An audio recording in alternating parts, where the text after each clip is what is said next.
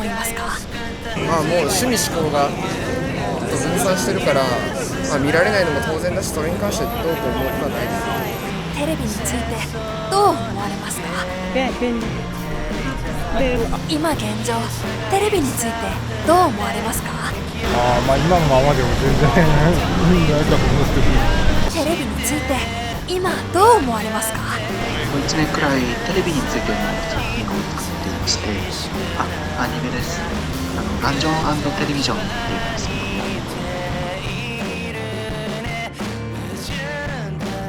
も、塚原監督の作られた早川というアニメ映画がありまして、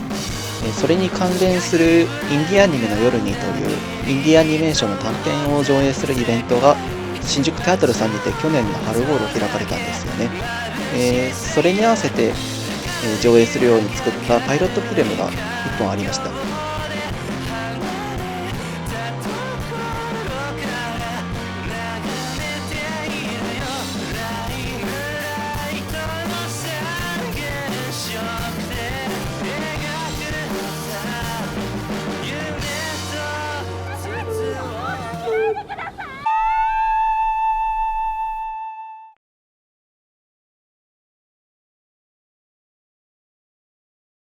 ダンジョンテレビジョンはダンジョン×テレビジョン、つまりファンタジー×メディア誌という単純な構造を持っています。具体的にはダンジョンズドラゴンズ。これはなぜかというと、日本のファンタジー史を語る上で、絶対にダンジョンズドラゴンズは避けて通れない存在だからです。D&D、ダンジョンズドラゴンズというのは何かということなんですけども、一番最初のロールプレイングゲームですね。なんでしょう。これより前には RPG という概念はなくてですね、当時日本ではそんなに、一部いくつか例えば指輪物語とかすでに読めるファンタジーの小説とかもちろんコミックなんかもあったと思うんですけども、いわゆる少年少女向けの児童文学の中でも実はちゃんとダンジョンもあるのであるね、これゲド戦記ですけれども、広く受け入れられたのが、D&D の影響が大きかったんじゃないかなと思います。ダンジョンズドラゴンズだとかソードワールドだとかメイクキングダムとか、こういうルールブックみたいなものをみんなでルールを共有した上で自分で自分のキャラクターを作るんですね。そういう架空世界のこう冒険であるとか物語みたいなものをみんなでサイコロを振ったり、もしくは自分たちのアイデアで膨らまして、こう自分たちがいろんな物語のかけらみたいなのを持ち寄って、これをこう混ぜていって一つのなんか冒険を作っていくみたいな、そんな遊びです。一番最初にやったのはハイパー T&T かもしれない。ハイパー T&T、 トンネルズ&トロールズ、これですねのシリーズですね。高校 3年生の時かな、初めて TRPG 遊んだのが。なのでその時はすでにもう日本では TRPG はそれなりに定着はしているので、最初はもう狂ったようにただダンジョンに潜るだけみたいな遊び方をしてる時も多くてですね、ただ怪物を倒したり、ただその宝箱を漁ったりみたいな、そのハック&スラッシュっていう遊び方なんですけども、こういうものがすごく好きだったので、なんでしょう、そういうダンジョンに対する偏愛みたいなものをこう一つにした作品です。だから舞台は全部ダンジョンでいいやっていう。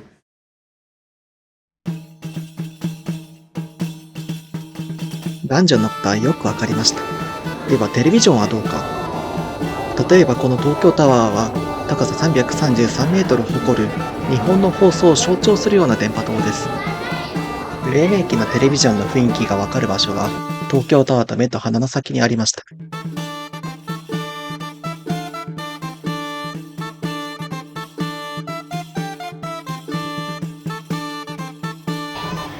展示室に入ると、なんだか見覚えのあるカメラが目に入ります。テレビ放送黎明期を支えたカメラです。特殊な形の真空管を内部に収めるために、ボンネットバスのような形をしています。これは丸い画面のテレビたち。実験放送の時代、テレビ画面は必ずしも四角いものではありませんでした。テレビジョン。テレビとはつまり遠隔視という意味です。遠くのものを手元に引き寄せて見てみたいという人々の気持ちが造形に強く現れています。その造形の面白さをアニメにも持ち込んでみたかったんです。じゃあもう一テイクここまでやってみましょう。はい、やります。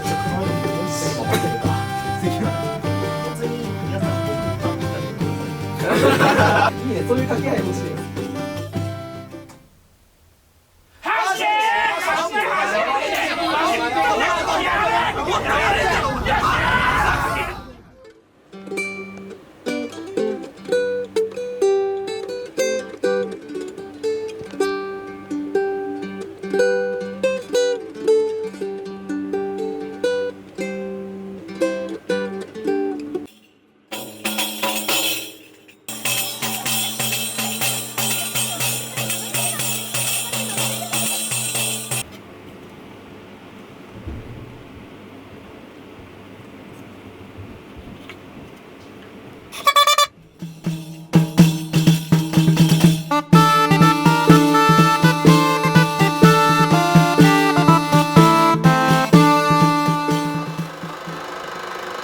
ダンジョン&テレビジョンは、この後、経産省の支援を受け、パイロットフィルム版から5分版へと脱皮を遂げることとなります。しかし、そこからが険しい道でした。かくして2024年の秋、ようやくダンジョン&テレビジョン第1話の作画がスタートしました。とは言っても、具体的なスタジオがあるわけではありません。クリップスタジオペイント、通称クリスタによるデジタル作画で、日本各地分散した状態で作業を進めていくのです。デジタルでやるのが初めてだったんで、だいぶ学ばせていただいて、やると検証炎になりやすいからデジタルに変わってて、いやーマジで助かったなって話ですね。はい。クリスタしか触ってこなくて今まで。でもすごい商業寄りというか。自分もクリスタですけど、こういう集団作業で原画するのはほとんど初めてだった。今回が作刊が初めてだったので、どのぐらい直しを入れたりとかしていいものだろうかとかそこがね一番難しかったんですけど、いろんな方のカットが見れるって今までなかったので逆にね勉強になったりとかして、あ、こうやって動かすとこうなるんだみたいな。ありえないセルの量、動きをやってしまって、すごく楽しくて、いやでもとんでもないカットだなって思いながら作業させていただきました。スケジュールは切迫していました。年末、映像が未完成のままアフレコに突入。なので、楽屋1と2は君たちに託されているのだ。似てる。とりあえずこの1本でどうにかするしかない。3月、なんとか完成した本編映像を携えて、私は新潟へ向かっていました。これも見えてくるとかもできないし、これもちょっと改訂されたので、その作家の時間ちょっと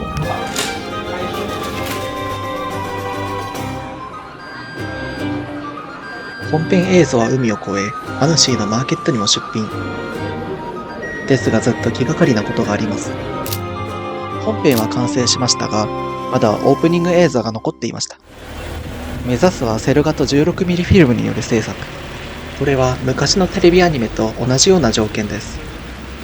絵の具を先っちょにつけて玉作っても、こっちの水滴が絵の具にくまなくも表面張力って感じですね。そうだからこっからここまでをこう表面張力で絵の具でのせるみたいな感じ。薄いですか？それぐらいのせて OK。あ、これぐらいで、了解です。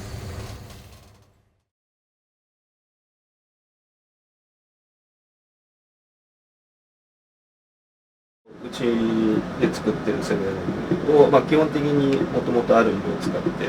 ただちょっと一部の色は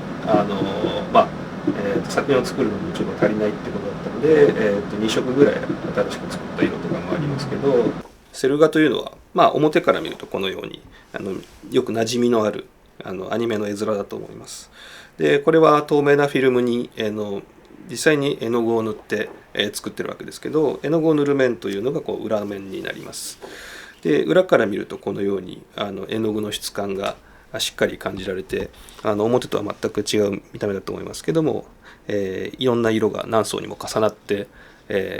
アニメの絵が再現されてるってことがわかるかと思います。もともとビデオゲームとかを生業にしていたんですけども、昔のアニメの質感を使えたら面白いんじゃないかなと思って研究をし始めたのが、最初の実はきっかけで、もう情報がほとんどなくて仕方ないので一個一個調べてってことをやってたら、必然的にこう昔の画材を実際に作るところまで行かざるを得なくなって、セル画の他にそれを撮影するための撮影台がなければアニメを作ることはできません。そこで私たちは大阪芸術大学に所蔵されている本物の虫プロで使われていた撮影台を見学させてもらえることになりました。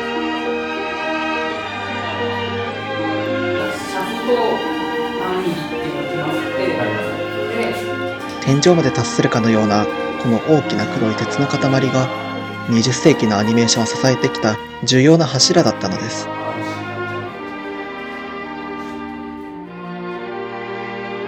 カメラを垂直に固定することと背景を正確にスライドすること、今回の撮影台に必要な機能が洗い出せました。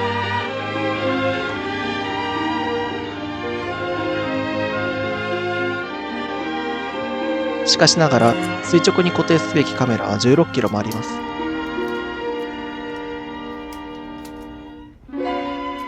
最終的には頑丈なスチールラックをさらに改造し、カメラを180センチの場所に固定することになりました。脚立に登らないとファインダーを覗けない高さです。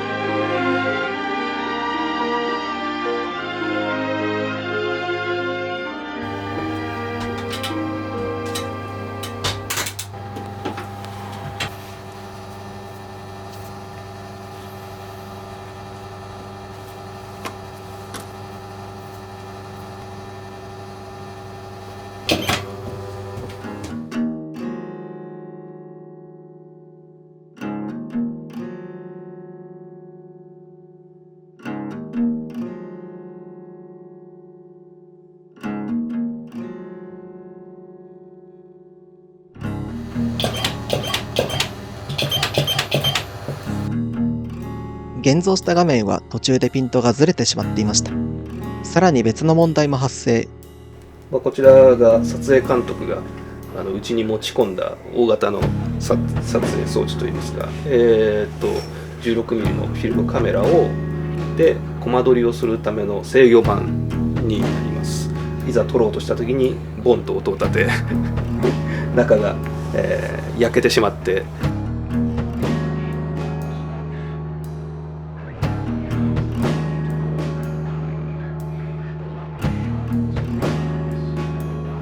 ダンジョンアートディビジョンのオープニング撮影について改めてちょっと聞かせていただきたいんですけども、はい、趣味でその 16mm とか 8mm とかのフィルムカメラを回しているので、ある程度カメラの勝手が多少分かっているっていう状態で、撮ってはいたんですけれども、全フレームが物撮りになるんですよね。要は物体を撮る、人間をこう撮るわけじゃなくて、僕人間ではなくてっていう。一コマです。アニメって絵がピタッと止まっているの上に平面を撮影しているので、少しピントがずれると画面全体がボケてしまう。そういうシビアさがあったりとか、絵のムラ、撮った時にここが陰ってるとか、そういったものがすごく出てしまう。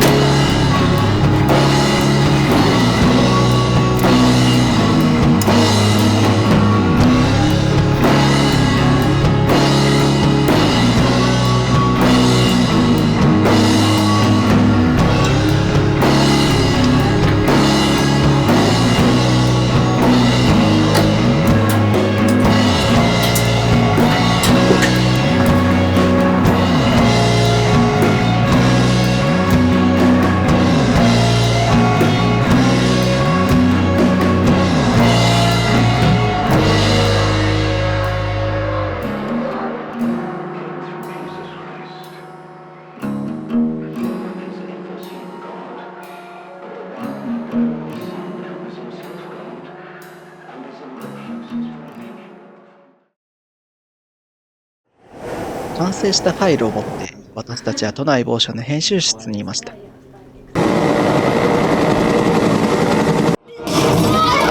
撃型だ。今の装備じゃ対処できない。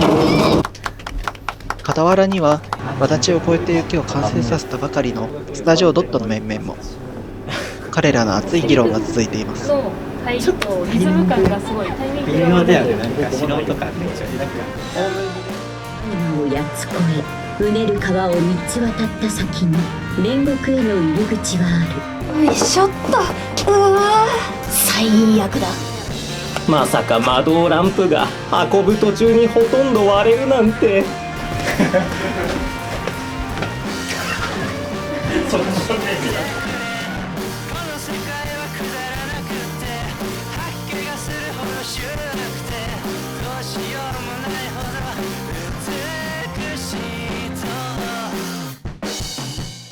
どう思われますか？好きなもの本当に多いんですけど、自分にとって本当にベストと言えるものはその中にはやっぱないんですよ。自分でやっていくしかなくて、自分の好きなものを全部放り込めるのかから判断する今どう思われますか？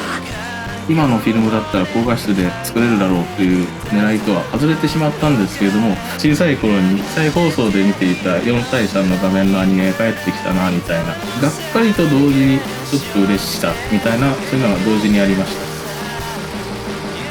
目指せ100話までということです。どう思われますか？それに対して